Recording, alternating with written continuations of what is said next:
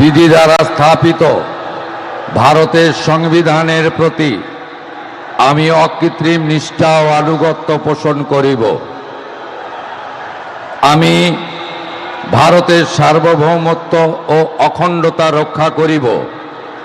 পশ্চিমবঙ্গ রাজ্যের মুখ্যমন্ত্রী রূপে আমার কর্তব্যসমূহ নিষ্ঠাপূর্বক এবং বিবেকসম্মতভাবে নির্বাহ করিব এবং ভয় বা পক্ষপাত, প্রীতি বা বিদ্বেষ রহিত হইয়া সকল শ্রেণীর জনগণের প্রতি সংবিধান ও বিধি অনুসারে ন্যায়াচরণ করিব।